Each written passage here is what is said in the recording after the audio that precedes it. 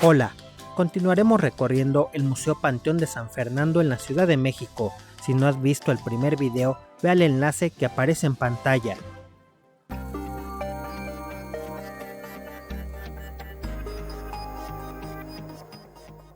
Otro héroe nacional que fue sepultado aquí es Ignacio Zaragoza, quien fue un general que logró ganar una batalla ante el ejército francés durante su intervención en el país el 5 de mayo de 1862. Por desgracia moriría poco tiempo después de tifus murino, propagada por las pulgas de rata, debido a las condiciones insalubres de los campos de batalla, falleciendo el 8 de septiembre de 1862. Fue sepultado inicialmente aquí en el Panteón de San Fernando, pero en 1976 sus restos fueron trasladados a Puebla. Si a la independencia de México nos referimos, aquí también fue sepultado una de las grandes figuras de este movimiento independentista, Vicente Guerrero, quien fuera también presidente de México y que murió fusilado el 14 de febrero de 1831 en Cuilapan, Oaxaca. Sus restos fueron sepultados en este panteón junto a su hija Dolores Guerrero y su yerno, Mariano Rivapalacio, 3 veces gobernador del Estado de México, diputado, senador, candidato presidencial y ministro de Justicia.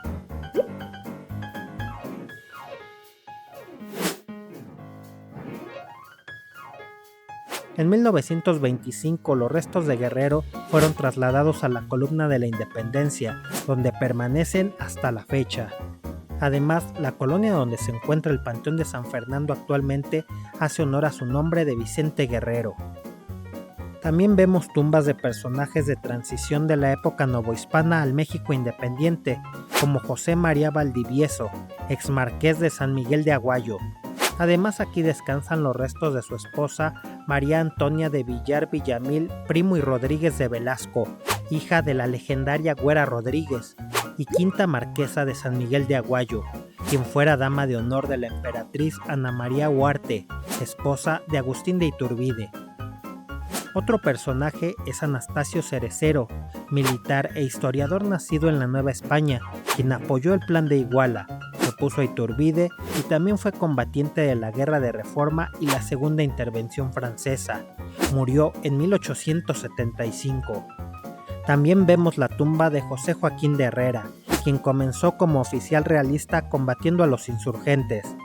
Pasó a ser del ala liberal moderada, fue gobernador del Distrito Federal cuando ocurrió el motín de la Acordada y llegó a ser presidente de México en 3 ocasiones. Y se cuentan historias como que tuvo que empeñar una joya para mantener su situación económica, una vez que renunció a la presidencia y mandaba traer comida de su casa al Palacio Nacional. Falleció el 10 de febrero de 1854 en su modesto domicilio en Tacubaya. Otro expresidente que descansa aquí es Martín Carrera Sabat. Fue un conservador que ocupó varios grados militares. Participó en la intervención estadounidense a México, estando en la batalla de Molino del Rey. También fue gobernador del Distrito Federal y en su breve mandato de presidencia separó los mandos político y militar y permitió la libertad de prensa. Falleció el 22 de abril de 1871. De la Reforma vemos nombres como el de Francisco Zarco, periodista, historiador y político liberal.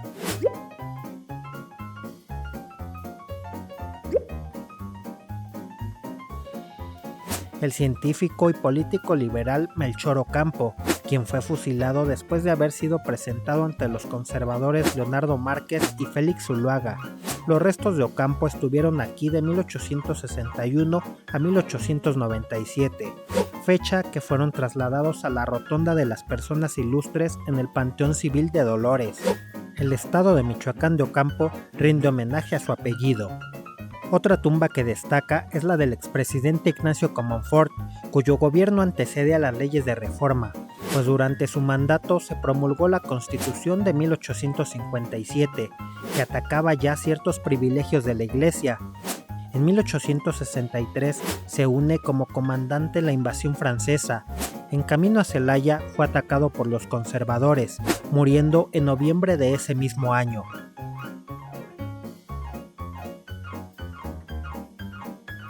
Del lado conservador está la tumba de Tomás Mejía, un militar e indígena otomí, quien luchó a las órdenes del emperador Maximiliano contra los liberales, siendo fusilado junto a Miguel Miramón y a Maximiliano de Habsburgo en el Cerro de las Campanas, Querétaro. Al morir, su viuda se llevó el cuerpo embalsamado y lo tuvo durante 3 meses sentado en una silla en su casa, por carecer de recursos económicos para su entierro. Benito Juárez, al enterarse de la situación, costeó el entierro en este lugar.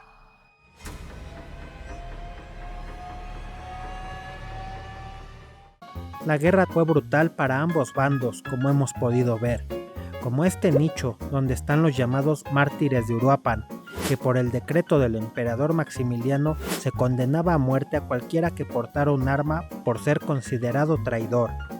Fueron 2 de los 5 primeros liberales en ser fusilados, víctimas de este decreto.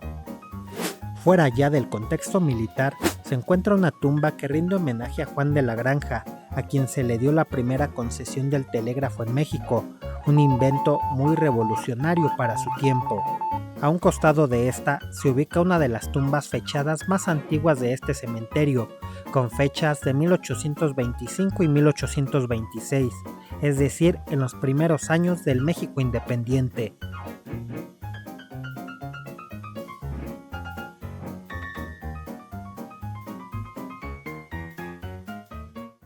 Pero este lugar nos enseña cosas más allá de los conflictos humanos. También vemos varios símbolos funerarios como el tempus fugit, el tiempo huye o vuela, representa la fugacidad de la vida. Los motivos vegetales relacionados a la regeneración como base de la inmortalidad. Las dolientes son los sentimientos ante la muerte, son una gestualidad en piedra que expresa dolor para toda la eternidad. La mariposa, dada su capacidad de irse transformando a lo largo de su vida, representa el viaje del alma cuando abandona el cuerpo para renacer como símbolo de inmortalidad. Los ángeles, como conexión entre la divinidad del cielo y la tierra, ya sea a manera de protector o mensajero, son los músicos del cielo de acuerdo al pensamiento cristiano. Las antorchas hacia abajo, que representan la muerte, contrario a una antorcha hacia arriba, que son la llama de la vida encendida.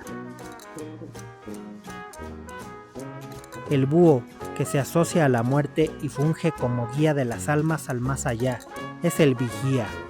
La corona es la victoria sobre la muerte al ser recordado permanentemente. Los laureles es la gloria de un personaje importante. La adormidera es el símbolo del sueño eterno.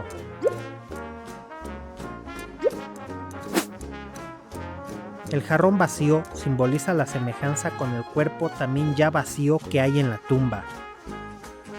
Estos son solo algunos símbolos que podemos encontrar entre otros.